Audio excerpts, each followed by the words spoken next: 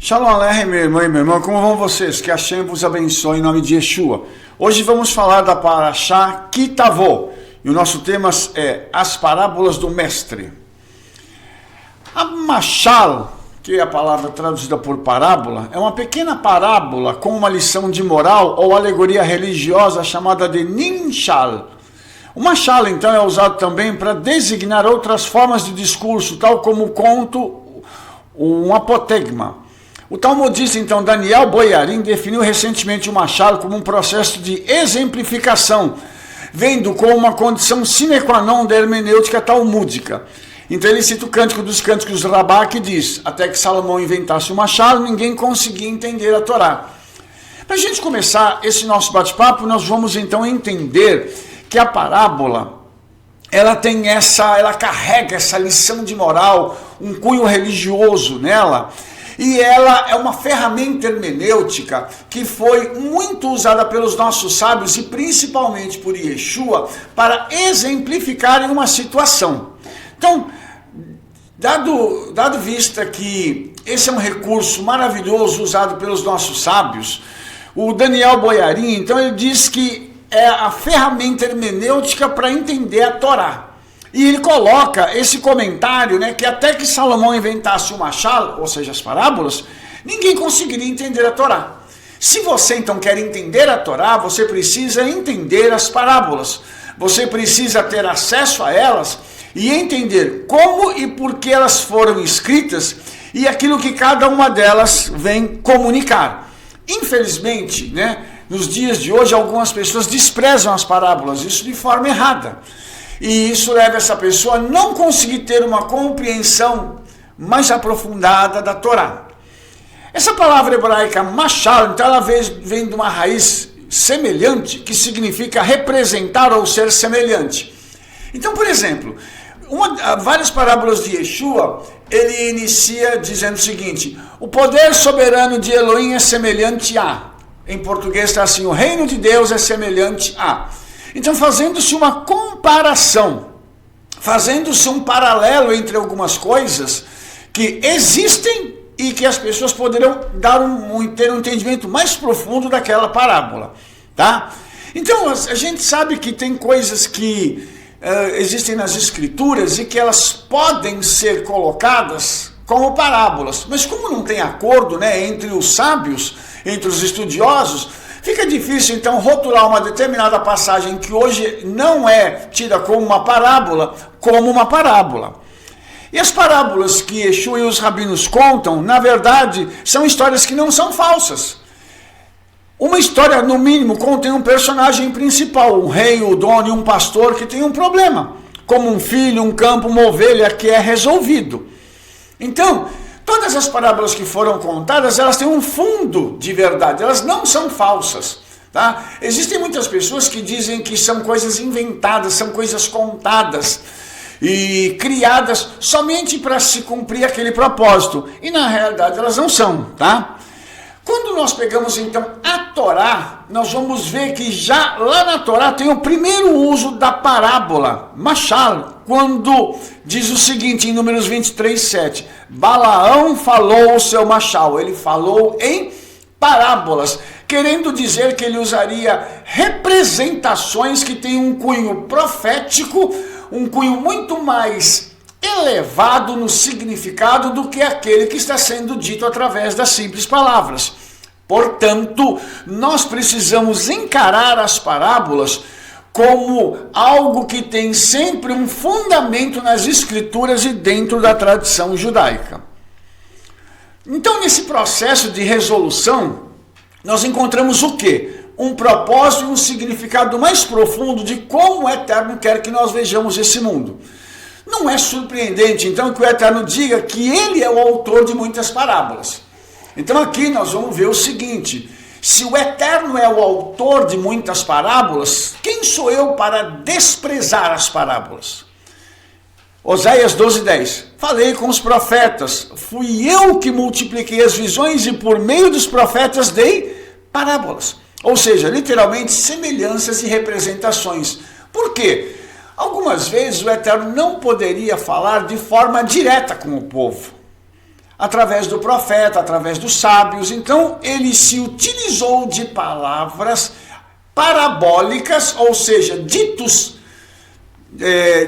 parabolicais, para que ele pudesse, então, fazer com que ele fosse entendido.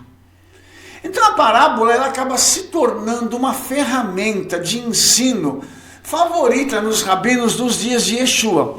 Então eles até contaram várias parábolas que explicam a importância de uma parábola como essa. É como, lemachal, um rei que perdeu uma moeda de ouro em sua casa, ou uma pérola preciosa. Ele não o encontrará por meio de um pavio, ou um içar.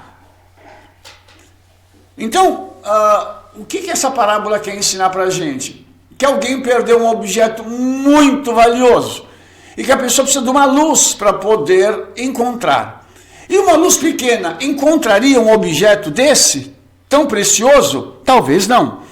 Da mesma forma, não deixe o machal parecer trivial aos seus olhos, pois por meio do machal um homem é capaz de entender as palavras da Torá. Shir Hashirim Rabá. Então agora, amados, nós temos o seguinte: o objetivo da parábola é levar aqueles que estão ouvindo estes ensinos ou lendo as parábolas a ter uma compreensão muito mais profunda da Torá. Então isso nos mostra o seguinte: as parábolas se originaram na Torá e elas, quando aparecem fora da Torá, e aí eu já diria da Brit Hadashah, elas têm o objetivo de conectar esses dois escritos, a Brit Hadashah e a Torá, fazendo com que uma seja entendida através da outra por intermédio da parábola. Então essas parábolas, elas forneciam imagens vívidas, coisas do dia a dia que saltavam os olhos das pessoas quando elas ouviam. Tá? E elas são como mini dramas, onde a pessoa se envolve naquilo que está sendo dito. Eles usam ilustrações concretas da vida de todos para alcançar o coração por meio da imaginação. Então a pessoa ela entra naquela parábola, naquela história, e ela vai vivendo aquilo, e aquilo vai enchendo o seu coração de esperança, de alegria. Então o objetivo principal do Meshalim é ensinar as pessoas sobre a realidade, a natureza de Deus e seus caminhos. Então, por meio de comparação instrutiva, um machal define o desconhecido por aquilo que é conhecido. Então, cada parábola ela é projetada para apresentar um ponto e geralmente exige algum tipo de decisão do ouvinte. Algumas das parábolas da Bíblia, elas transmitem reprovações que não poderiam ser dadas de outra forma. As parábolas são verdadeiras joias bíblicas. Eu vou te dar um exemplo disso, que é muito interessante, que essa parábola da qual eu vou falar hoje, ela foi objeto de um comentário muito grande dentro de um grupo que eu participei nas redes sociais, e que, de certa forma, a gente foi até, desprezado, né, pela nossa interpretação, porque disseram que não, isso não existe, não sei o que tem. Então vamos lá. Qual que é a parábola que eu gostaria de relembrar com os irmãos aqui? A parábola do rico e do Lázaro. Lembra dessa parábola? Então, essa parábola, ela conta a história de dois homens, um muito rico e um mendigo, uma pessoa desprovida de bens materiais, que precisava receber a cada dia uma pequena porção para sobreviver. E os dois morrem. E o destino dos dois é diferente, porque esse que sofria muito foi para o seio de Abraão, e o outro foi para um lugar onde ele tinha muito sofrimento, que nós conhecemos como inferno. Só que quem estava ali, que era esse homem rico, que não tem nome, ele começa a enxergar aquele que era o mendigo, né, que era desprovido de bens sociais, na vida, que vivia próximo dele, que ele nunca ajudou. Ele pede para que o pai Abraão, né, que é uma figura do Eterno, para que ele molhasse o dedo na água e viesse para refrescar um pouco o seu sofrimento, que vinha por causa do intenso calor do fogo que queimava naquele lugar. Então, essa parábola mostra algumas coisas muito interessantes para nós. Tá? E uma delas é que o céu e o inferno têm uma comunicação visual, porém são intransponíveis entre si, incomunicáveis entre si. A segunda é que as pessoas continuam tendo emoções, tá? A terceira é que quando a gente começa a entender o significado dessa parábola, a gente entende o seguinte: a salvação ela é individual e ela precisa ser cultivada, recebida nesta vida, para que na próxima vida nós tenhamos condições, então, de levá-la a cabo. Então, tudo isso está inserido nessa parábola. Só que existem muitas pessoas que dizem que não, que isso é só uma figura de linguagem e que nada disso é dessa forma, entendeu? Só que quando nós pegamos a tradição rabínica, nós vamos ver que o Gan Eden e o Gehinnom, que é o inferno, eles estão no mesmo local, tá? Alocados numa posição idêntica, só que são incomunicáveis entre si. Então, irmãos, nós vamos ver que coisa tremenda, né? A tradição rabínica fala sobre isso e depois Yeshua vem e conta uma parábola sobre isso. Só que as pessoas não acreditam, elas acham que não é assim, que aquilo não é literal e que aquilo foi só uma historinha para alegrar a vida de alguém. Mas qual era o fundo dessa parábola?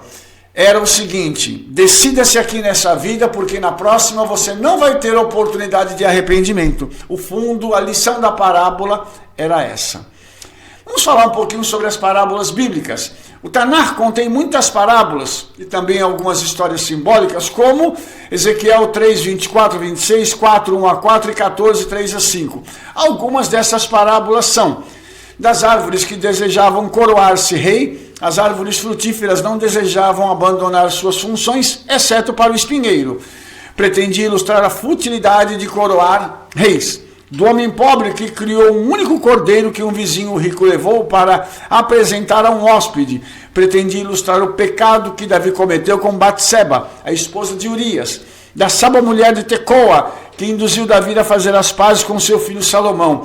Então, todas essas histórias, essas parábolas, elas têm um alvo, elas têm uma finalidade, e essa finalidade, ela precisa ser obedecida. Essa finalidade, ela precisa ser compreendida para que a aplicação correta da parábola seja feita, tá? Vamos continuar. Do discípulo do profeta mostrando a Acabe o proceder errado que ele havia adotado em relação a Ben-Hadad. Depois, da vinha que não prospera apesar do cuidado dispensado a ela. Isaías 5, 1 a 6, ilustrando a degeneração de Israel. Do lavrador que não lavra continuamente, mas prepara o campos e semeia, arrumando todo o seu trabalho na devida ordem. Pretendia mostrar a atividade metódica do Eterno.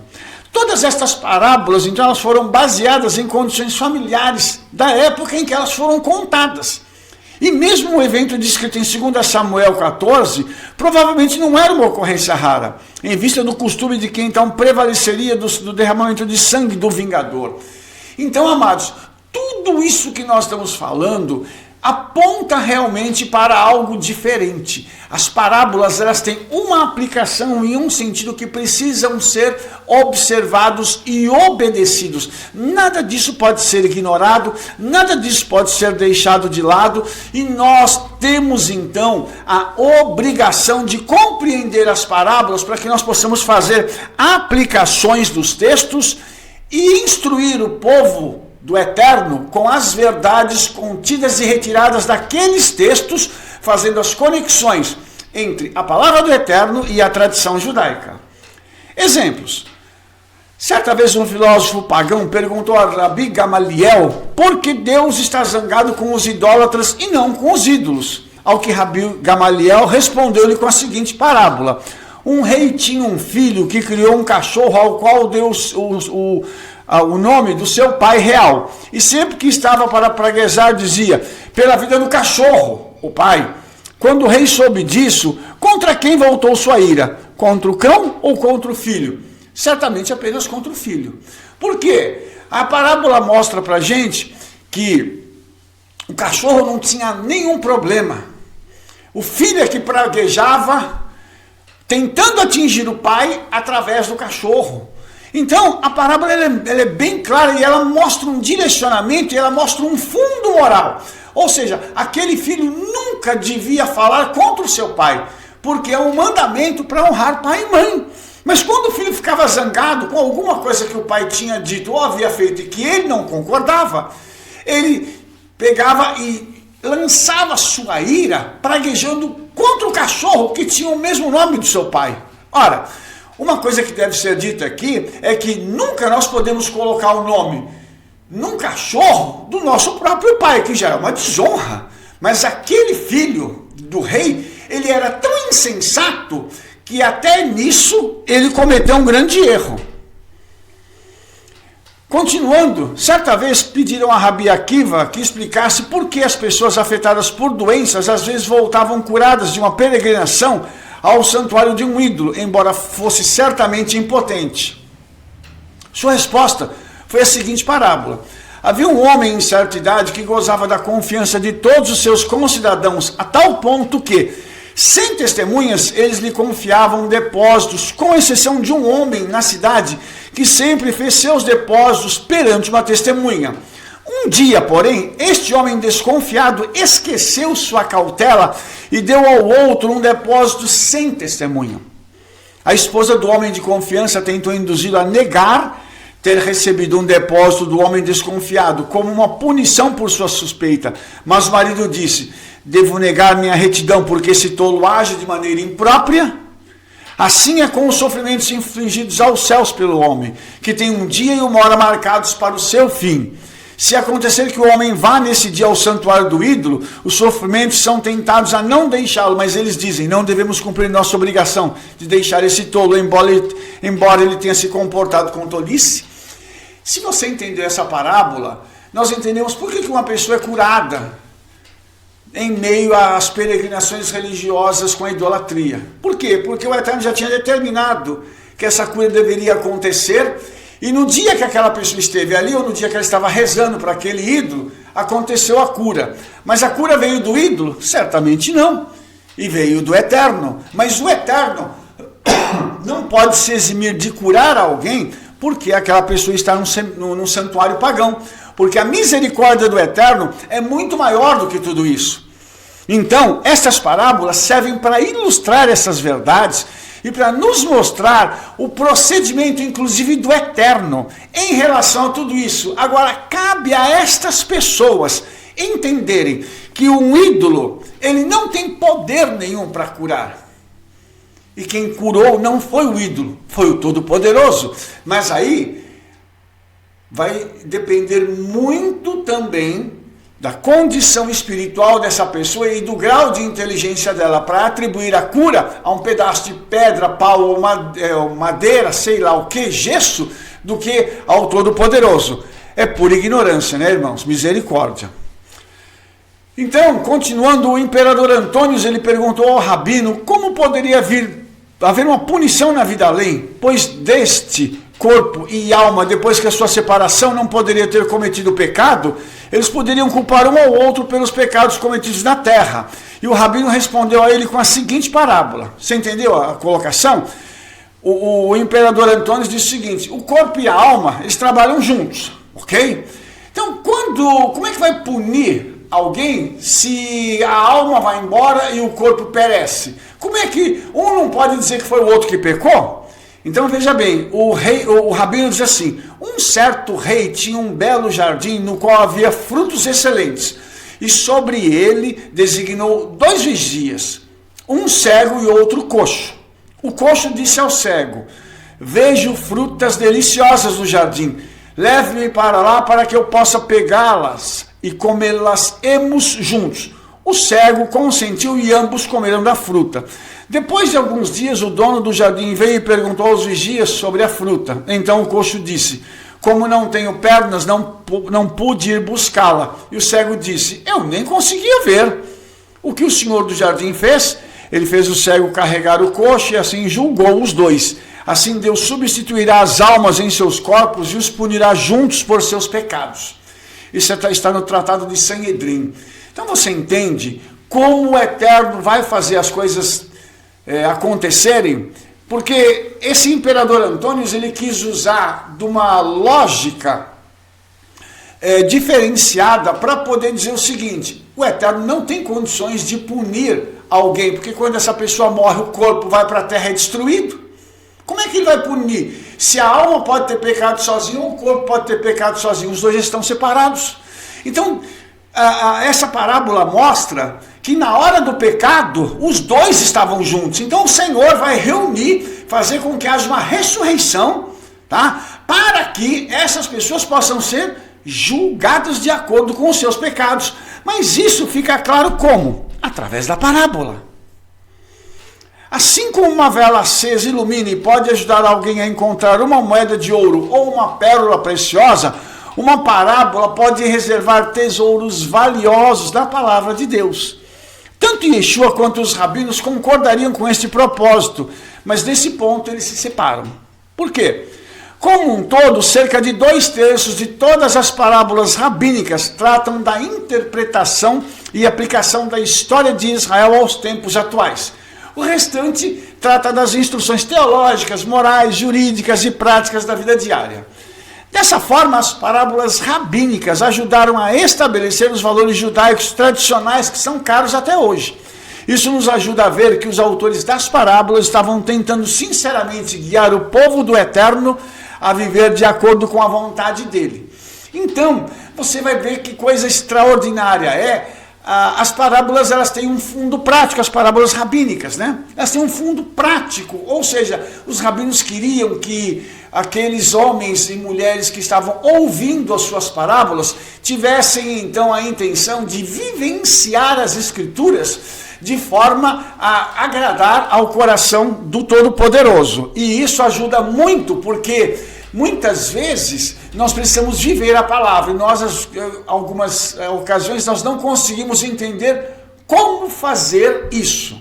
Já Yeshua tinha uma outra preocupação, levar as pessoas a entenderem a realidade de quem era o Eterno, porque a obediência dos mandamentos já ficava clara, mas entender quem era o Eterno era outra coisa. Yeshua, ele é o mestre das parábolas. Por quê? Yeshua também queria que o povo vivesse de acordo com a vontade do Eterno. Mas, como nós veremos em breve, suas histórias não se encaixavam nas mensagens tradicionais da época. Na verdade, talvez 8 das cerca de 40 parábolas de Yeshua, ou seja, 1/5 delas, visam os líderes religiosos da época ou a nação de Israel, como um todo, como a parábola dos filhos das praças e da figueira infrutífera. Se realmente tentarmos colocar nas sandálias de Yeshua, podemos dizer que as parábolas do filho pródigo, do bom samaritano e até mesmo os talentos foram originadas e destinadas aos ouvidos da elite de Israel. Ou seja, Yeshua estava muito preocupado com os destinos da nação. Não só com o destino do pessoal, de cada um dos judeus, mas da nação como um todo. Porque Yeshua veio para redimir a nação de Israel. Então a sua propriedade, a sua função ali, qual era, irmãos? Era aquela de trazer a todos eles uma clareza daquilo que o Senhor queria para a nação de Israel como um todo, mas também alertar aos líderes de que o tempo da vinda do Mashiach estava cumprido, e ele estava ali para poder então colocar diante deles a realidade da vinda do Mashiach. Certamente a parábola do inquilino mau repreendeu diretamente esses líderes. Yeshua até mesmo colocou a parábola em um cenário frequentemente usado no ensino rabínico de seus dias. Uma vinha, conforme descrito pelo profeta Isaías. Deixe-me cantar para o meu amado minha canção de amor a respeito da sua vinha, porque a vinha do Eterno dos Exércitos é a casa de Israel. Então, vamos dar uma olhada nessa história para a gente entender, porque Yeshua coloca a parábola da vinha, mostrando que a vinha é a nação, e quem deveria cuidar da nação seriam os líderes. Então, os líderes são diretamente responsáveis pelo destino de toda a nação. Vamos agora falar sobre reino passado e reino presente. De alguma forma, da parábola do inquilino malvado provavelmente circulou nos dias de Yeshua, mas a seguinte versão rabínica foi registrada no final do 4º século depois do Messias. Nela um rei, que é o símbolo do Eterno, entrega o seu campo Israel aos locatários, Ismael, filho de Abraão, e Agar, que roubaram o rei. O rei então dá o campo para os filhos dos locatários, Esaú e seus descendentes, que eram ainda mais perversos. Então o rei tomou de volta o seu campo e deu ao seu próprio filho, o patriarca Jacó, que passou a prosperar na terra. Essa escritura, então, a parábola, eu digo, né, ela tenta explicar a escritura que diz: a porção do Eterno é o seu povo e Jacó é a sua herança atribuída. Então, Yeshua tinha uma escritura diferente em mente quando deu sua versão desta parábola. Uma coisa interessante, porque nós vemos o seguinte, que nessa parábola rabínica, o Senhor entrega Israel nas mãos dos reinos que vão dominá-lo durante algum tempo. E, nesse caso aqui, tem uma coisa interessante, porque Israel é entregue na mão do seu próprio filho, segundo essa versão da parábola, que é Jacó. Mas, na realidade, Jacó não estava vivo. Então, a nação de Israel foi entregue para quem? Para o próprio Yeshua poder governá-la. Mas os governantes da época não quiseram fazer com que a nação pudesse ser governada por Yeshua e, portanto, o mataram.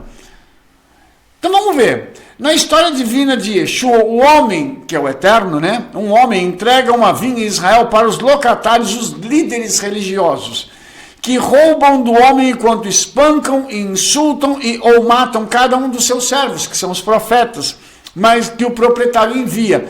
Então o homem envia o seu único filho amado, que é o Messias Yeshua, dizendo: eles respeitarão meu filho.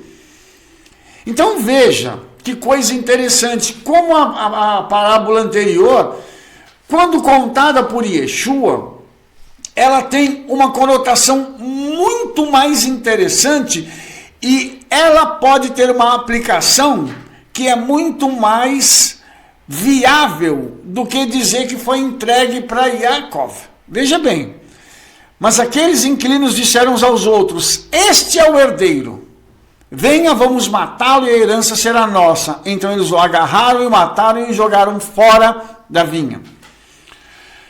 Você percebe que Yeshua está contando essa parábola para os líderes religiosos. E o que Yeshua continua dizendo? O que fará então o dono da vinha? Ele virá e destruirá os arrendatários e dará a vinha a outros. Os crentes em Yeshua, o Messias, que são os judeus e os gentios que perderam as suas raízes judaicas, mas que nesses últimos dias estão recuperando. Então Yeshua disse aos fariseus: perceba agora, não lestes esta escritura? A pedra que os construtores rejeitaram tornou-se a pedra angular. Isso foi feito pelo Eterno e isso é incrível aos nossos olhos. Então você vê que Yeshua pega a mesma parábola, ele dá uma aplicação diferenciada para a parábola, não dirigindo-a ao povo, mas sim aos líderes religiosos da época, mostrando que esta parábola, ela tem uma conotação direta com a nação de Israel, responsabilizando-se os líderes da época pela falta de zelo que eles tinham pela nação de Israel, por cuidarem das suas próprias vidas e entregarem Israel ao desprezo do Império Romano. Então, tudo isso, a parábola está dizendo em si. E agora, irmãos, como fazer então? Será que nós vamos continuar desprezando as parábolas e achando que elas são de só menos importância para nós? Os líderes foram embora porque perceberam que ele havia contado uma parábola contra eles. Então veja, tem um ditado que diz que a carapuça serve, né? E nesse caso serviu direitinho. Mais do que apenas repreender a liderança da época, essa parábola explica que o Eterno não estava feliz com a forma como eles estavam administrando a supervisão espiritual confiada a eles. E especialmente como eles rejeitaram o herdeiro amado do Eterno, aquele profetizado para vir, o Messias Yeshua. Quando eu pego essa parábola e posso recontá-la nos nossos dias, eu posso fazer também uma aplicação muito muito dolorosa, mas necessária.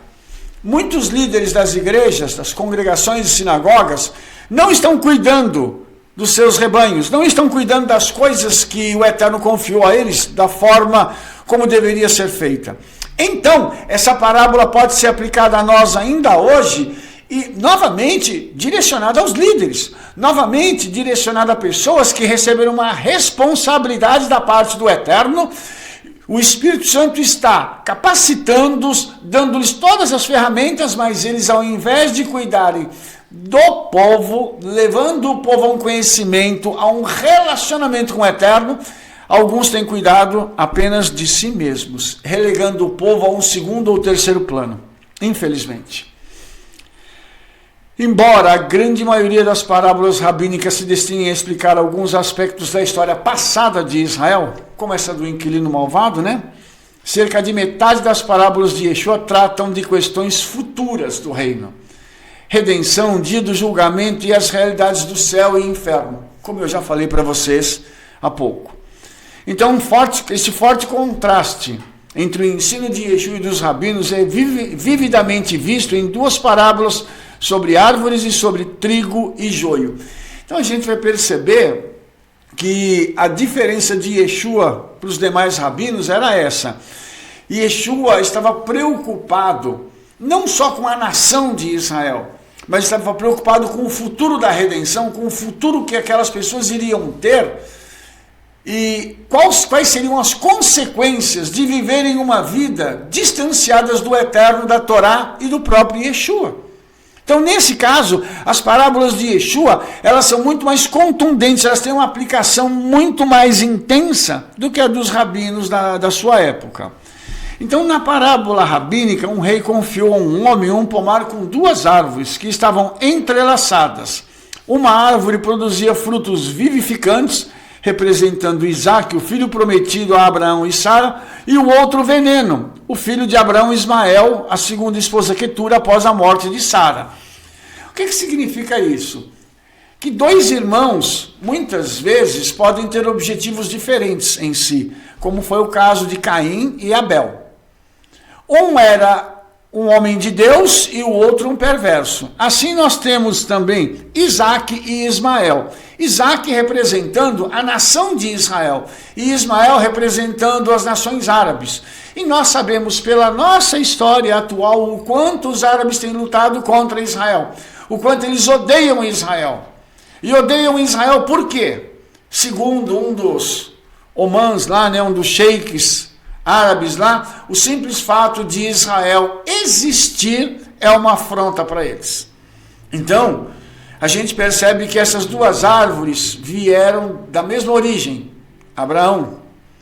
Porém, cada uma tem uma direção oposta à outra, tentando matar uma a outra. No caso, os árabes tentando matar Israel.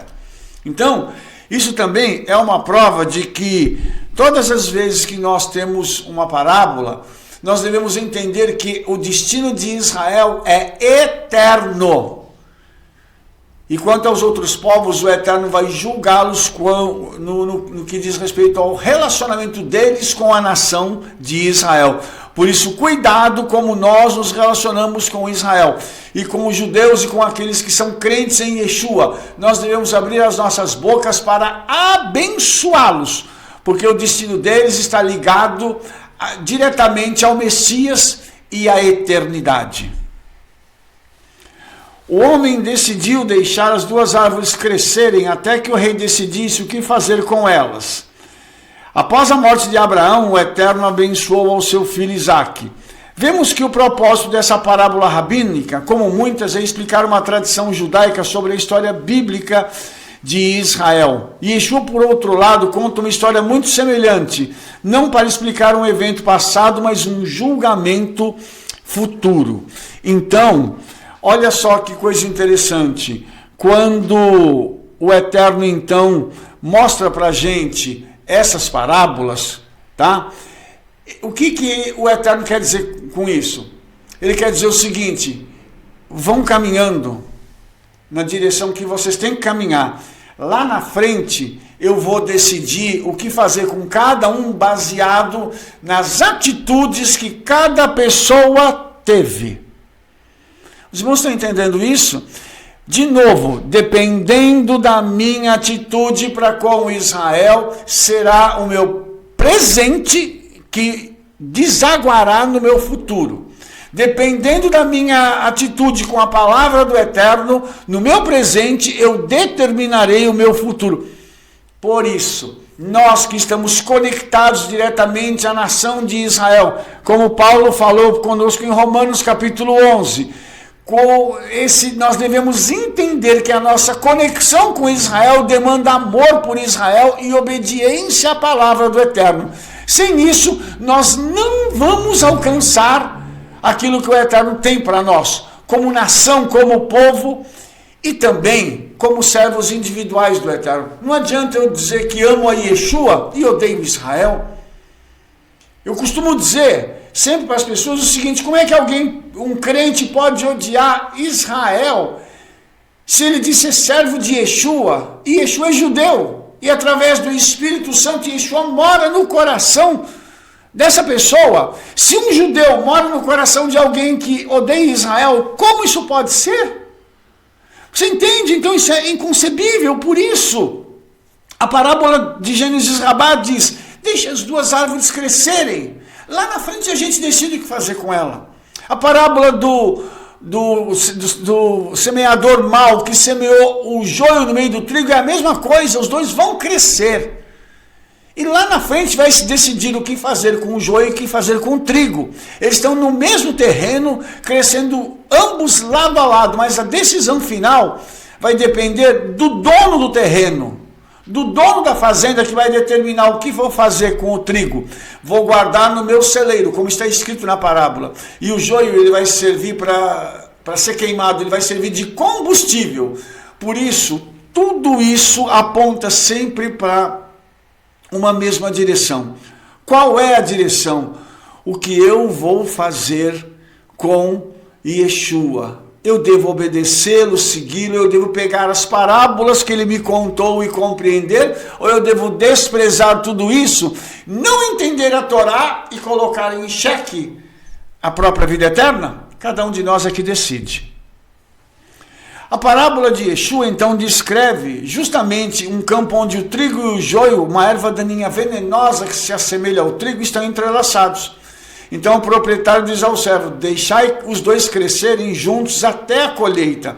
Na época da colheita, diria aos ceifeiros: recolham primeiro o joio e amarrem em feixes para ser queimado, mas ajunta o trigo no meu celeiro. E a pergunta final que a gente faz: quem é o joio e quem é o trigo no reino de Deus? Cabe a nós decidirmos.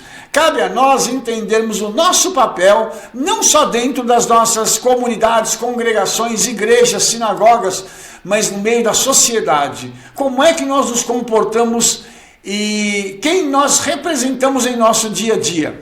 Fica aí a pergunta para todos nós nesse dia. A quem são dados estes segredos do reino? Os cristãos frequentemente ouvem como Yeshua ensinou em parábolas para manter as coisas secretas do reino ocultas. No entanto, Mateus 24, as suas 40 ou mais parábolas, incluem uma interpretação. Ou seja, as parábolas têm uma explicação do que aconteceu, do que Yeshua estava querendo dizer com aquilo. Então, por meio das parábolas, Yeshua deu às pessoas uma ampla oportunidade de aprender como conduzir as suas vidas para que entrassem na vida eterna, se apenas buscassem a resposta e escutassem. E esse escutar aqui diz o seguinte, que eu tenho que praticar o que eu estou vivendo, ou seja, a teoria que me leva à prática. Tá? Quando aqueles ao seu redor, com os 12, perguntaram a ele sobre as parábolas, Yeshua disse: a você foi dado o segredo do reino de Deus. E ele passou a explicar o significado.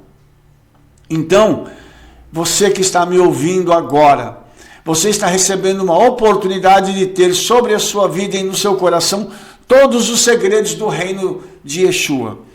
Quem é o joio? Quem é o trigo? Fica fácil responder com a nossa vida. Nós nem precisamos nomear-nos a nós mesmos, mas a nossa conduta responderá por todos nós.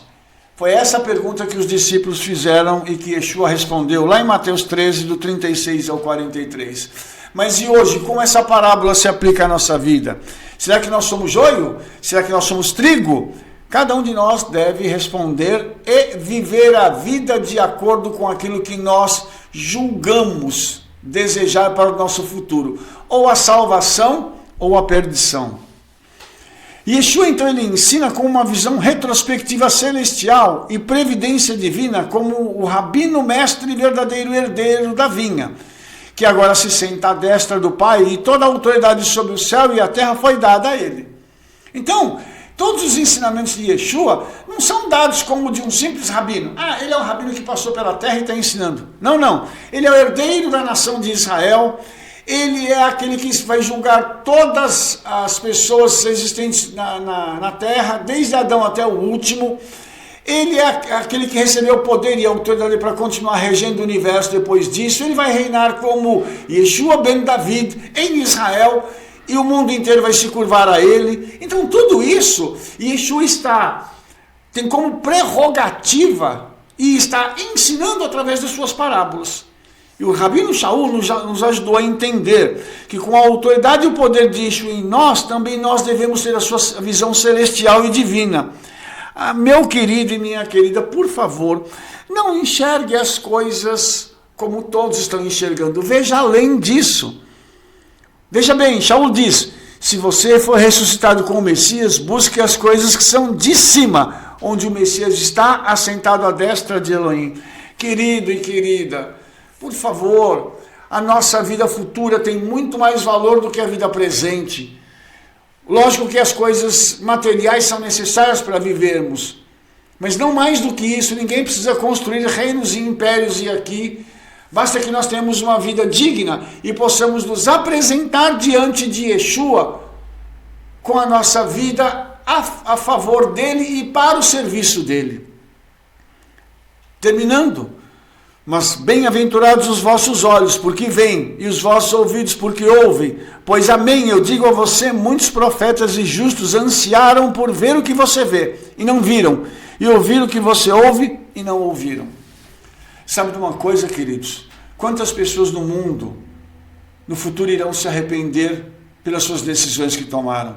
Quantas pessoas serão lançadas no inferno por conta da falta de emuná, da falta de fé em relação à palavra do Eterno?